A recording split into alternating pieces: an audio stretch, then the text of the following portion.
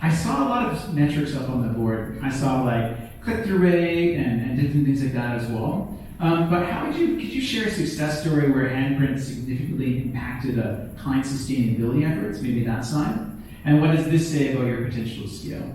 So maybe on the client side, and as well as on the sustainability side, what's the use case there that you could kind of talk about?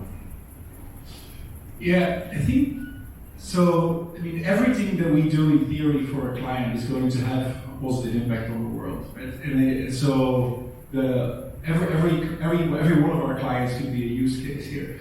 But what I think is interesting is to kind of look at the bigger picture within sustainability, right? So most of us, if we're in any way involved in sustainability right now, we are focused on reducing our negative impact.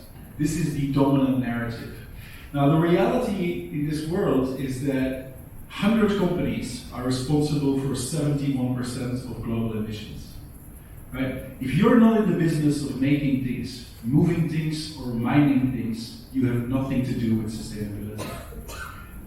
But everyone tells you should do something. And that's really the fundamental problem. Because for most companies in the service sector, in the digital sector, in media, in marketing, government agencies, and all of that, like, when it comes to their internal activities, there's nothing they can do about sustainability. Not really. Yes, you can print less paper and encourage your employees to take public transport, but it's all super tangential. So what we set up is really this idea like every company can create a positive impact, and that's really where, and if you do it in the right way, that's where you can create a lot of value.